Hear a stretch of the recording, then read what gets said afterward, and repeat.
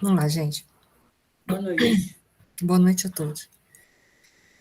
Senhor Deus, Jesus, Mestre querido, aos bondosos amigos espirituais que nos protegem e guiam, aos mentores do Movimento Espírita de Petrópolis e também de todos os locais onde há participantes desse nosso estudo, a nossa gratidão pela presença, pelo amparo, por esse momento em que vocês, com certeza, sempre nos aconchegam, nos inspiram,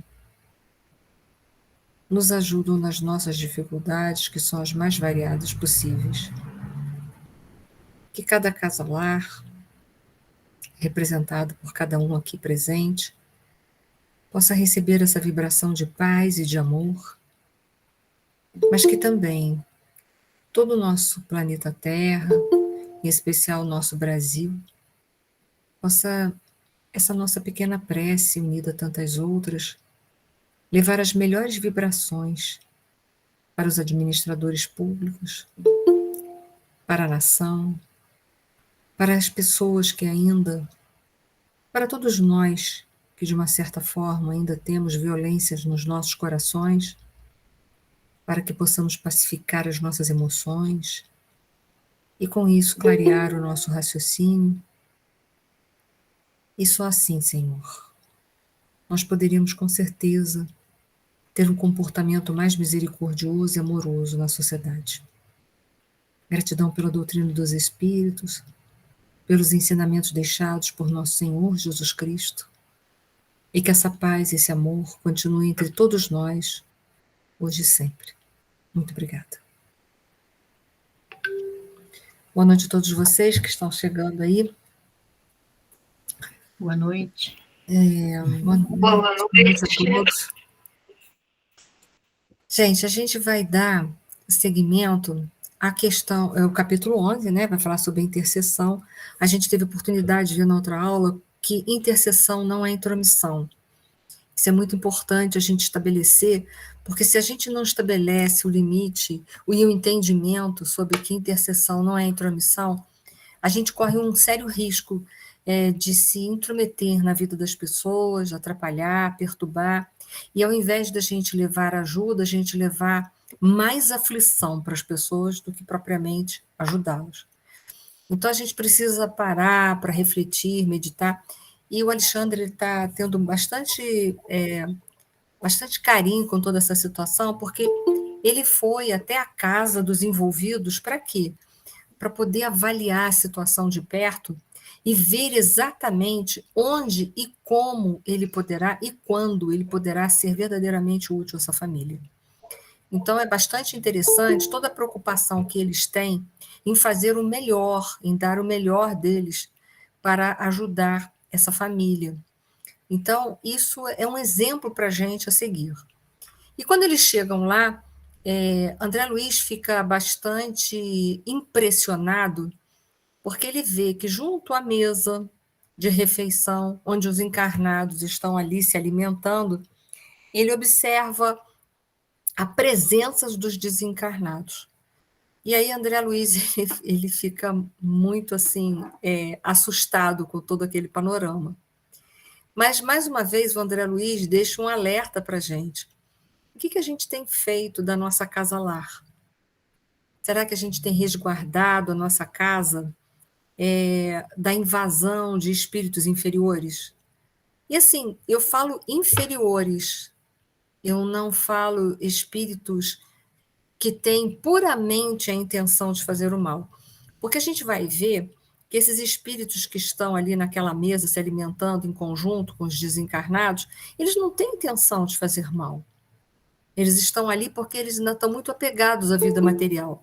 E só da vida material, verdadeiramente, eles compreendem. Então, por esse apego grande ao plano da matéria, eles estão vinculados ali. E não porque eles têm nenhum desejo de fazer mal àquela família, muito pelo contrário, eles não têm desejo de fazer mal àquela família. Então, é importante a gente estabelecer as coisas, porque existe ali um processo de obsessão? Sim, existe um processo de obsessão entre os encarnados que ainda fazem vínculo com os desencarnados. É quase que uma obsessão em mão dupla, né? É dos encarnados para os desencarnados e dos desencarnados para os encarnados. Mas não é uma obsessão que tem como meta fazer mal a ninguém. Eles estão ali como oportunistas. Eles estão ali vinculados porque eles desejam as sensações da matéria e não porque eles desejam a vingança. Então, é nisso que a gente tem que saber diferenciar os processos de obsessão. Nem sempre ali existe uma intenção de fazer o mal. E nesse caso não há. Mas existe essa vinculação com os encarnados, né? De lá para cá e de lá para cá.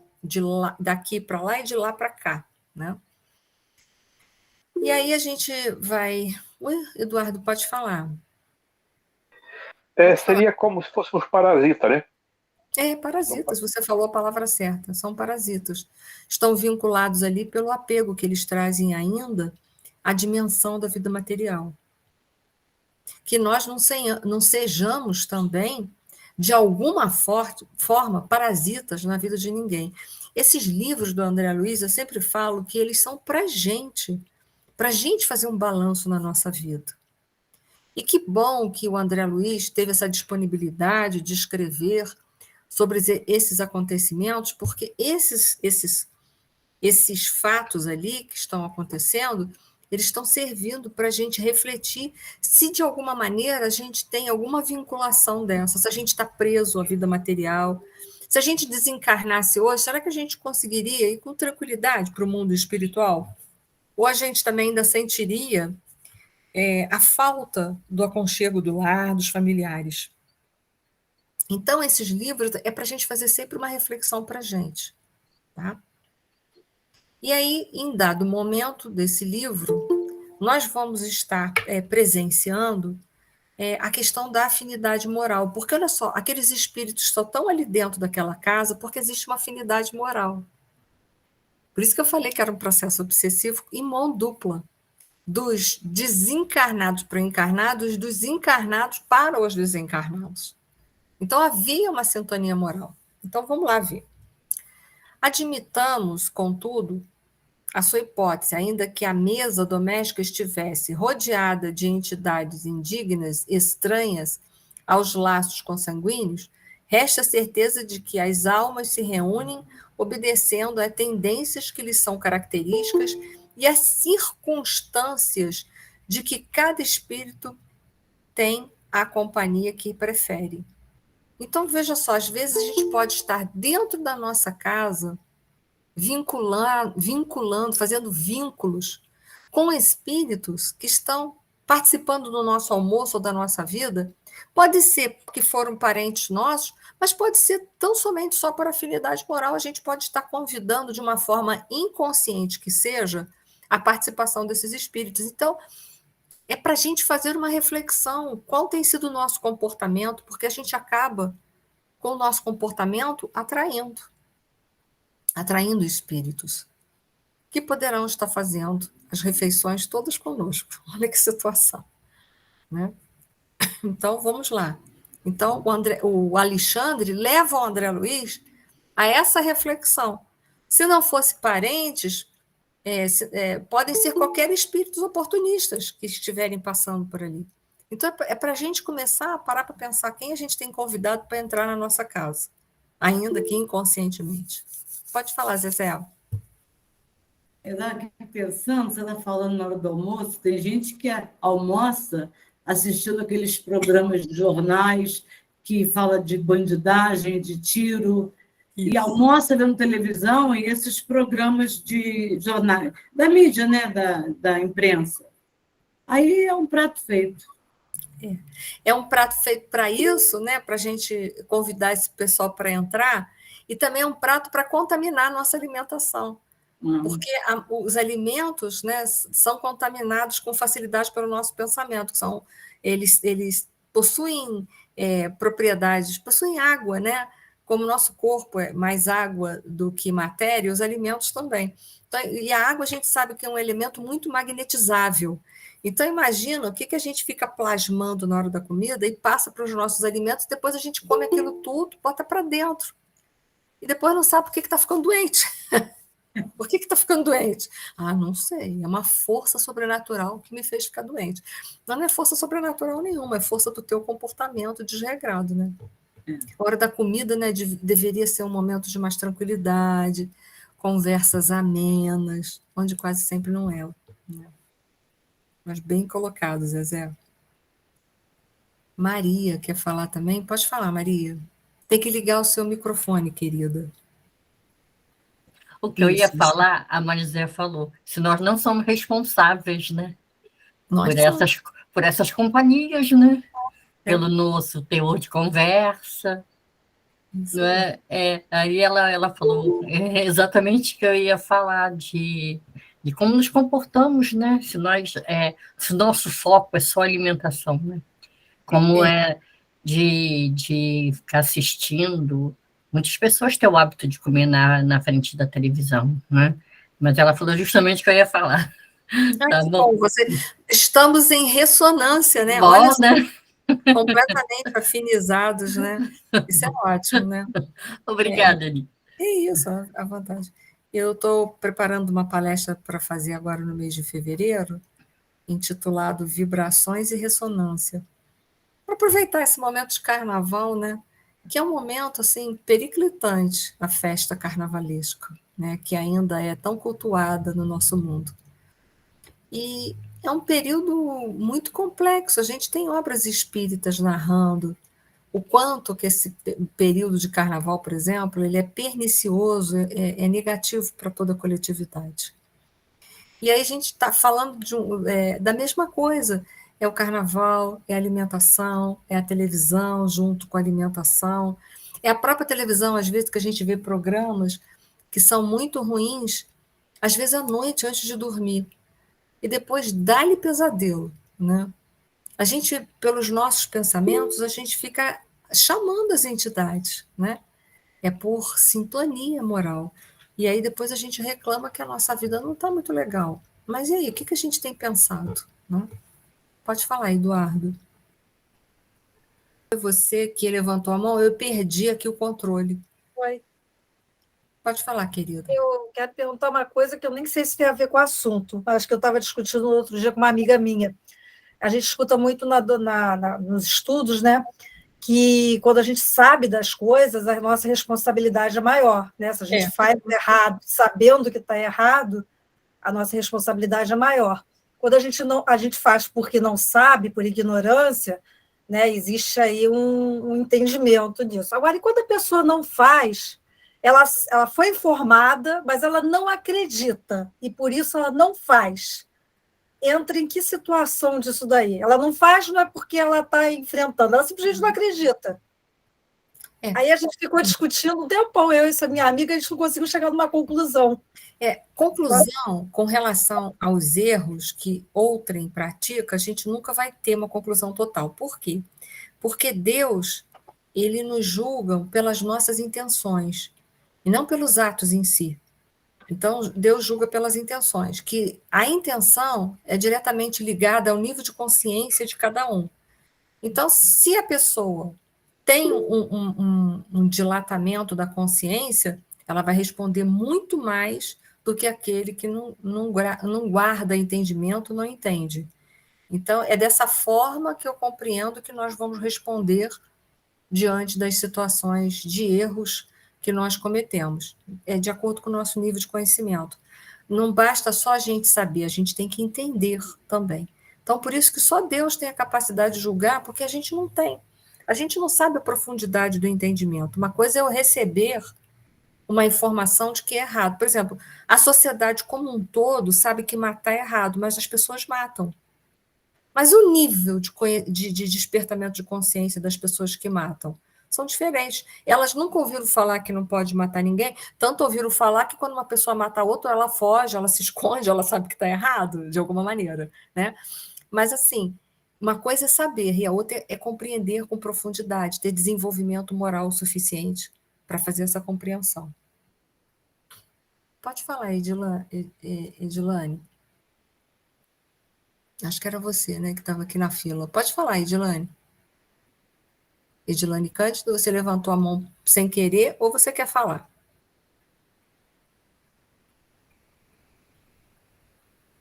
Então, tá bom. Pode ser que o áudio dela esteja desligado, como está, e ela não deve ter percebido. Ah, também pode. Tem que ligar o seu áudio. Ô, Leida, você me lembra como é que é o nome do livro do Manuel Filomeno de Miranda que fala do carnaval? Eu agora me deu um branco. A Zezé escreveu Trilhas da Libertação. E tem um outro também. Tem um outro que eu não estou lembrando. Eu vou ver. Depois eu boto lá no nosso Me Cobre, tá? Bom, vamos lá. A gente viu, então, que lá estavam aqueles espíritos, né? Só entraram naquela casa porque havia uma afinidade moral. Os espíritos que adentram a nossa casa têm uma afinidade moral. Pode ser que a gente não simpatize com eles, mas que tem que guardar uma afinidade moral precisa, né? Eu também sei que é psicografia de Manuel Filomeno de Miranda. Oi? Nas Fronteiras da Loucura. Isso, Nas Fronteiras da Loucura, também. Isso aí. Tá? São 2 livros que vocês podem ler, que vocês terão um esclarecimento da espiritualidade, o que acontece nessa festa carnavalesca, nessa festa da carne. Né? Então, ela tem mais malefícios do que benefícios. Só para lembrar que nas trilhas nas fronteiras, que eu acabei de falar agora, esqueci. Nas Fronteiras da Loucura, ele fala sobre o carnaval da cidade do Rio de Janeiro. Isso. Livros Nas Fronteiras da Loucura. Podem falar quem quer falar, por favor? Loucura do Manuel Filomeno de Miranda. Eu não sei se quem levantou a mão quer falar realmente ou não. Edilane, sua mão está levantada de novo, Edilane Cândido. Não sei se você quer falar mesmo, está com algum problema aí. Ela está com o microfone fechado. Ela está com... eu estou vendo. Nós já falamos já disso. Falou, mas eu não sei se ela está com algum problema. Escreve no chat para a gente, Edilane. Faz essa gentileza para a gente poder, de alguma forma, te socorrer, tá bom? Se você quiser falar, querido. Eu botei o livro ali no chat para vocês, tá? Nas Fronteiras da Loucura, Manuel Filomeno de Miranda, Retrato Carnaval no Rio de Janeiro. Um livro bastante interessante, tá? Falta de resignação. Nunca pensei que viria a sofrer tanto neste mundo, fala o desencarnado lá, por exemplo, exclamava a velha tia de Esther, queixando-se amargamente. Essa está encarnada. Agostinho e eu trabalhamos tanto na mocidade. Agora, chegados à velhice, sem recursos para enfrentar a vida, somos obrigados a sobrecarregar uma pobre sobrinha viúva. Ó doloroso destino! E enquanto as lágrimas lhe corriam nas faces de cera, o ancião fazia coro. É verdade. Para uma vida laboriosa e difícil, tão amargorosa compensação, jamais esperei uma velhice tão cruel. É verdade, a gente entende esse casal de idosos porque é muito a realidade do Brasil, principalmente. Né? Às vezes as pessoas trabalham uma vida inteira, vão se aposentar para ganhar um salário mínimo, e eu pergunto para vocês, quem hoje em dia pode viver, ter uma vida decente com um salário mínimo? É surreal. Né? Principalmente no momento da existência em que a gente está com uma fragilidade orgânica muito significativa e que vai precisar de uma assistência médica e medicamentosa mais ostensiva, e é justamente o momento que a gente não tem dinheiro para nada disso. Então, eu compreendo a situação deles, que é dureza você olhar para trás e ver o quanto que você contribuiu para uma sociedade e o quanto uma sociedade hoje larga você, deixa você à deriva. Mas olha só, podia ser pior, porque eles poderiam não ter essa sobrinha para cuidar deles. Então, assim, falta um pouco nessa conversa, um pouco de resignação. Ao invés da gente reclamar, agradece. É pouca comida? Obrigada pelo pouco de comida. Eu não tenho todos os remédios, mas obrigado pelos que eu tenho. Eu não tenho tudo que eu preciso, mas obrigado pelo que eu tenho. Melhor do que reclamar é agradecer aquilo que tem. Então, falta a resignação. A gente reclama muito pelo que não tem e aquilo que tem a gente não agradece. Então, é um problema muito sério. Né? Então, está faltando uma série de conjunturas aí. Vamos lá. Aí a gente falou da falta de resignação, a gente vai falar da gratidão. A gente tem que lembrar que a pessoa que não é capaz de ser agradecida por aquilo que tem, o que ela tem, ela não merece, porque é um fato, né? Como é que eu não agradeço aquilo que eu tenho? Vamos lá. Graças à providência, amanheci hoje muito mais confortada, é a viúva. Sonhei com a prima Etelvina, me conduziu à presença de um mensageiro celestial que me abençoou o coração, aliviando-me as pesadas dores destes últimos dias. Oh, como me rejubilaria se pudesse reconstituir esse sonho de luz. Então, a gente vê, de um lado, o casal de tios reclamando, né, que era um peso para a sobrinha. E, do outro lado, a sobrinha agradecendo a providência divina, porque de noite ela foi, junto com uma prima, ela foi conduzida à espiritualidade, nós sabemos, né? Para quê? Para receber uma notícia, para receber um consolo do plano espiritual. Então, a gente vê como as coisas ali são opostas, né? Se de um lado tem os reclamões, do outro tem os agradecidos. Minha filha, não se pode descrever as grandes sensações. Não me lembro precisamente de tudo, mas recordo-me de que o emissário de Jesus me ouviu com paciência e, em seguida, disse-me palavras de encorajamento e amor.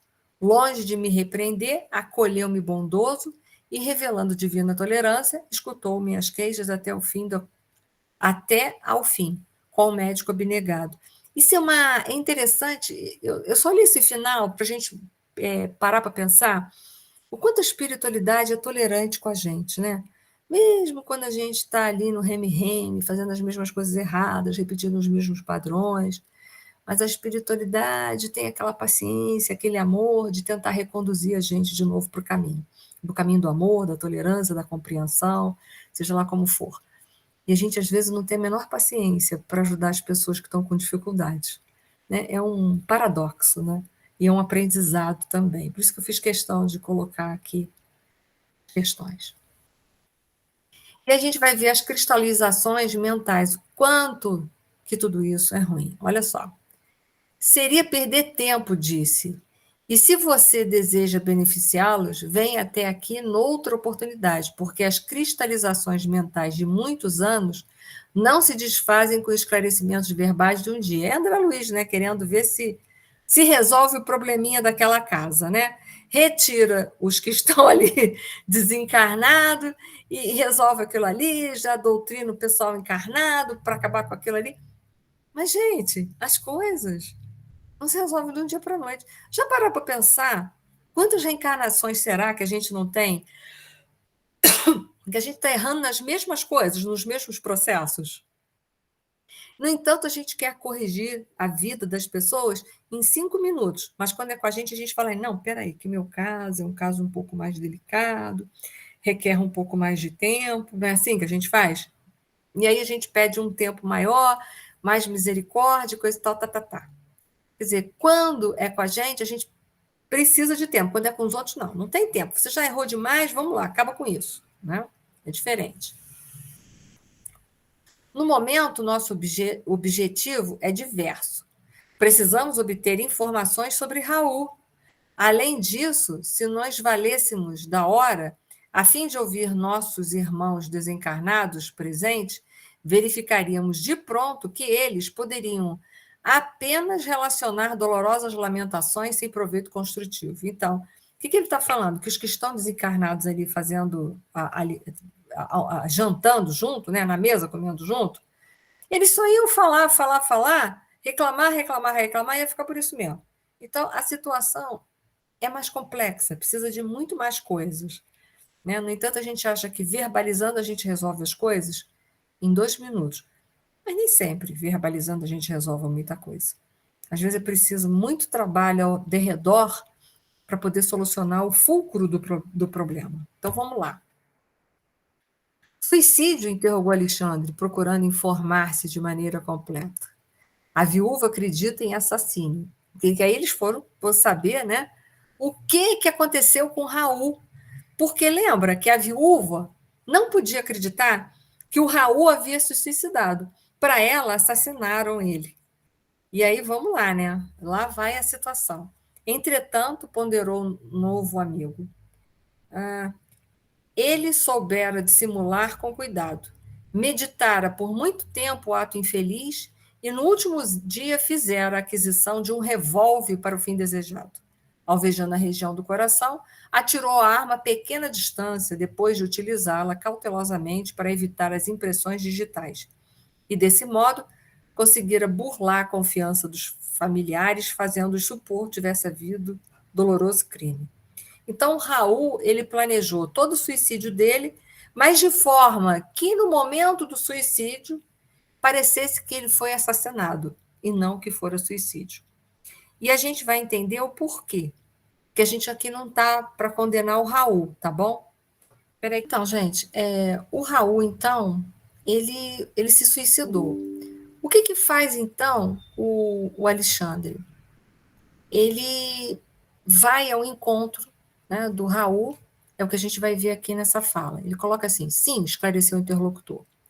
Alguns amigos e eu tentamos socorrê-lo, mas em vista das condições da morte voluntária, friamente deliberada, não nos foi possível retirá-lo da poça de sangue em que se mergulhou, retido por vibrações pesadíssimas e angustiosas. Uma coisa que eu quero chamar a atenção ali, olha a misericórdia de Deus, presente. Raul não tentou suicídio? Tentou, voluntariamente, ele que quis fazer isso.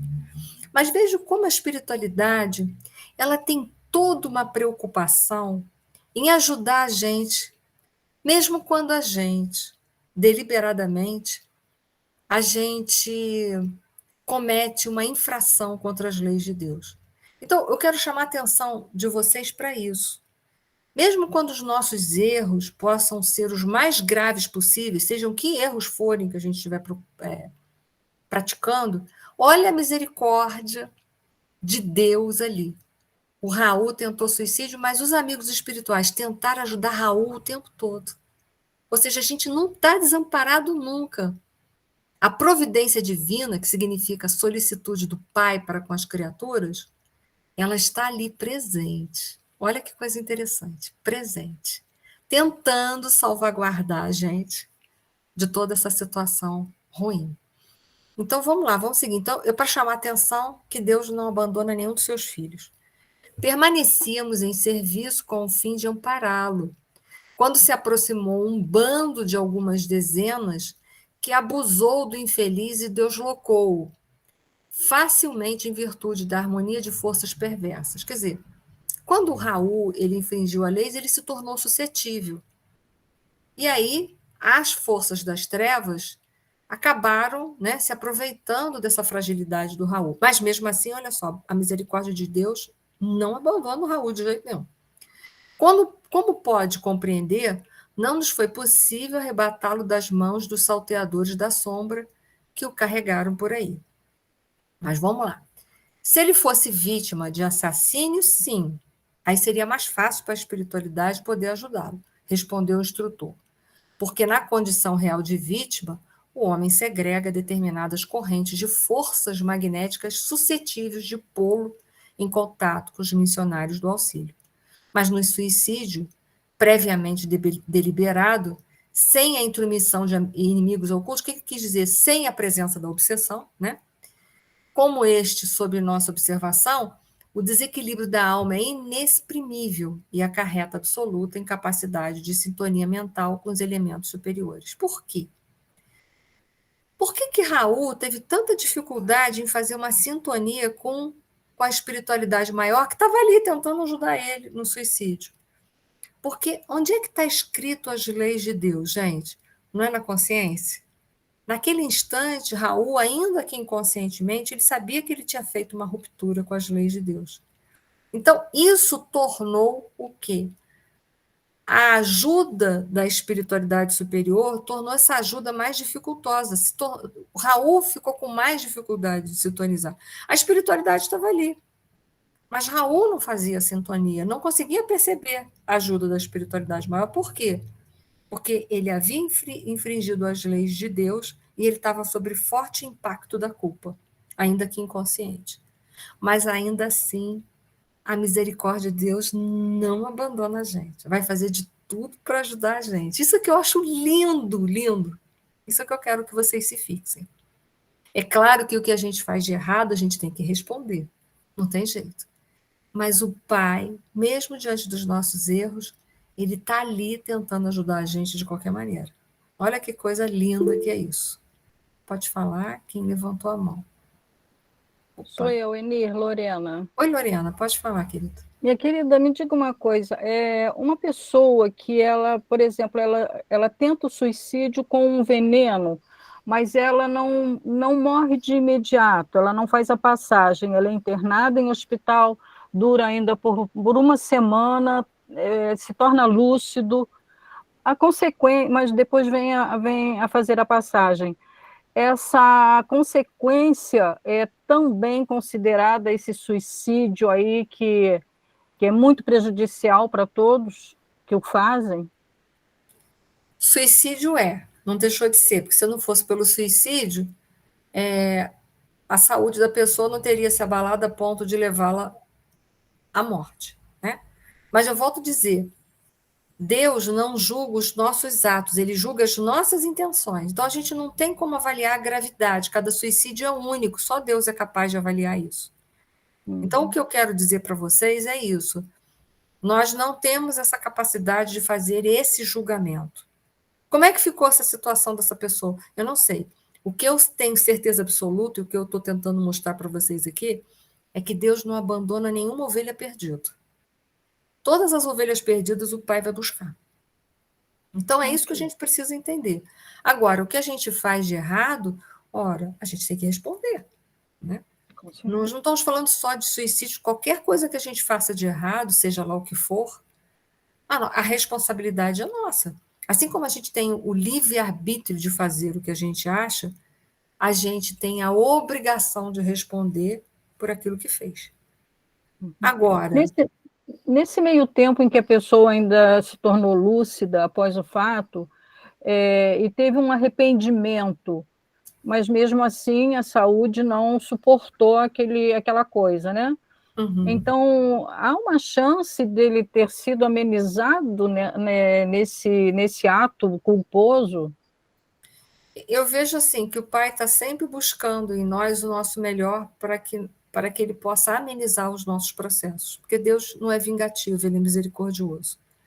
Então eu quero crer que claro que com o arrependimento sincero dele, é claro que ele teve muitos atenuantes assim, no sentido de ser mais bem amparado, até porque ele conseguiu, com o arrependimento, perceber a ajuda da espiritualidade superior. Agora, entenda, o que é errado, nós vamos responder na proporção do nosso entendimento, tá? A mesma coisa errada que um pratica e outro pratica não vão responder, às vezes, na mesma proporção. Por quê? Porque níveis de consciência são diferenciados. Então, a gente não sabe dizer o quanto que essa pessoa vai ter que responder com profundidade nesses atos. Eu não sei dizer isso, eu não sei o quanto. A única coisa que eu sei é que nós respondemos, sei que cada um responde numa medida diferente, mas sei que, acima de tudo, a misericórdia do Pai não abandona sequer uma ovelhinha sua que esteja desgarrada do rebanho. Nenhuma. A misericórdia de Deus é para todos, e para todas as situações. Isso eu tenho certeza. Tá? Ok, obrigada. Vamos ver. Em pouco tempo, distanciando-nos dos núcleos suburbanos, encontramos-nos nas vizinhanças de Grande Matadouro. Seguindo Alexandre de muito perto, via numerosos grupos de entidades francamente inferiores que se alojavam aqui e ali, diante do local em que se processava a matança dos bovinos. Percebi um quadro estarrecedor. Grande número de desencarnados, em lastimáveis condições, atiravam-se aos borbotões de sangue vivo, como se procurassem beber o líquido em sede devoradora. O que eles estavam tentando beber? Fluido vital, que é um fluido animalizado, que nos permite, que nos dá uma sensação física. Era isso que essas entidades buscavam. Por estarem tão apegadas às coisas materiais, elas buscavam o fluido vital que saciavam as sensações físicas que elas queriam ter ainda. Tinham a necessidade ainda dentro delas. Então, é muito estarrecedor a gente ver isso. É pesado esse momento desse livro? Mas é uma realidade, que se a gente não consegue se desapegar da matéria, quando a gente desencarna, a gente vai ficar buscando as sensações físicas que a gente tem necessidade, que a gente sente falta. Então, esses espíritos iam para esses matadores, aonde eram matados grandes números de bovinos. Aí eu fico pensando, mais uma vez, a nossa responsabilidade diante da comilança de carne ainda que a gente faz, né? Para tentar lá sorver todo o fluido vital que fosse capaz para que pudessem as suas sensações materiais serem restabelecidas. Então, olham só quantos malefícios a gente também provoca com a nossa comilança de carne. Então, agora eu já não estou olhando mais só para o estado dos espíritos que desencarnam, mas para o nosso estado que estamos encarnados. Se a gente não poderia diminuir um pouco essa comilança de carne que a gente fala, né? O livro que estão me pedindo para repetir é Nas Fronteiras da Loucura, do Manuel Filomeno de Miranda, e o outro é Nas Trilhas da Libertação. Pode falar, Edilene. Eni, essa vampirização que você está comentando, existe não só nos matadores, como em cemitérios também, né? Também há em cemitérios também, tá? Porque se a gente desencarna numa condição de muito vínculo com a vida material, a gente vai buscar as sensações físicas de novo. E a gente sabe que no processo de desencarne, o duplo etérico, ele fica por ali, pairando até ele se desfazer. E aí essas entidades vagabundas vão se alimentar dessas energias para terem as suas sensações físicas restabelecidas. Ou seja, serem alimentados, já que eles não têm mais corpo físico, mas eles necessitam daquelas sensações físicas, né?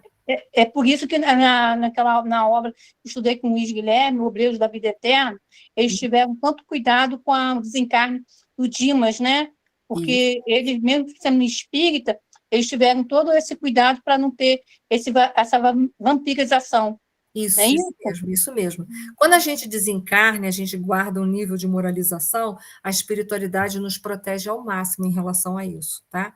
Mas quando a gente desencarna numa condição muito precária, muitos ainda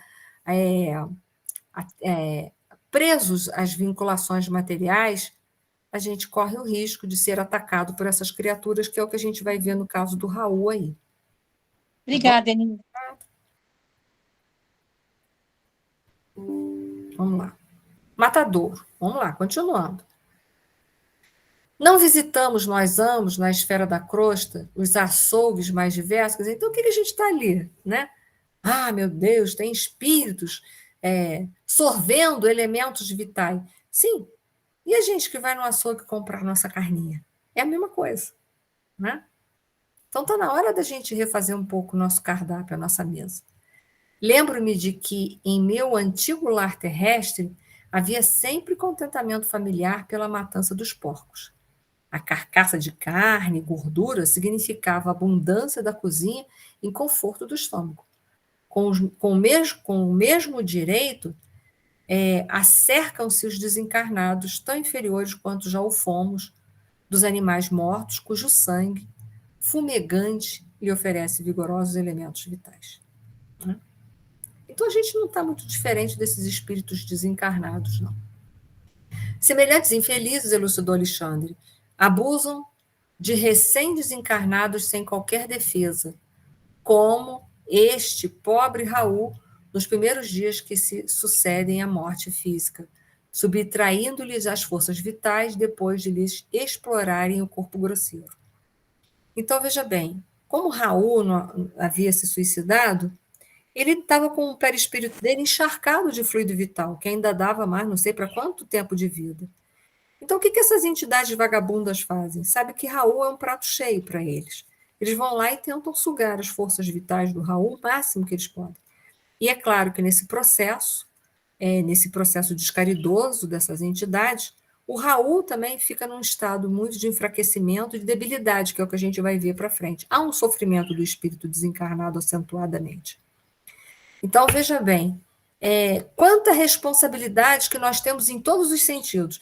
De um lado, eu estou lançando a nossa responsabilidade por nós ainda ingerirmos a carne animal. Então, e do outro lado, o quanto a gente precisa trabalhar o nosso apego à vida material para que quando a gente desencarne, a gente não seja elemento de perturbação e nem vítima dos elementos de perturbação. E, mais uma vez, quero reforçar, que eu vou parar a aula aqui, que a gente não tem o direito de julgar as pessoas. Não tem o direito de julgar os atos das pessoas. A gente pode julgar os fatos. Eu não tenho subsídios para julgar o Raul. Eu não tenho subsídios para julgar o Raul. Só Deus tem, porque só Deus tem acesso à consciência do Raul e sabe quem é o Raul em verdade. Mas eu posso julgar os fatos, ou seja, o suicídio, eu posso julgar, que é um ato de infração às leis de Deus. Isso eu posso julgar com discernimento. Né? Na compreensão de que, sabendo que é uma infração das leis de Deus, mas eu não tenho direito de julgar os atos das pessoas. E no entendimento que mesmo quando a gente anda em erros, é uma outra coisa que a gente precisa compreender, mesmo quando a gente anda em erros, Deus, que é o Pai de infinito amor e misericórdia, Ele nos ampara sempre. Sempre. A gente está vendo aí a prova cabal disso tudo. O Raul, mesmo tendo a intenção plena do suicídio, arquitetou, planejou e praticou, nem assim a espiritualidade, em nome de Deus, deixou de ajudar Raul. Está tentando ajudar ele o tempo todo. Então a gente vê o quanto que Deus é misericordioso, mesmo quando a gente comete grandes infrações em relação às leis de Deus. Tá bom? Só isso que eu tenho para dizer. Para tudo tem remédio nessa vida. Para tudo. Deus é um Pai de infinitas possibilidades e de infinito amor. Então, Deus sempre dá um jeitinho de nos ajudar para que a gente possa se restabelecer com a lei e refazer os nossos caminhos. Oportunidade é para todos. Mesmo toda vez que a gente erra, a gente tem oportunidade de corrigir. E Deus nunca cansa de nenhum de nós. Tá? Então, agora eu quero convidar vocês, por gentileza, para a gente fazer a nossa prece final. Tá bom?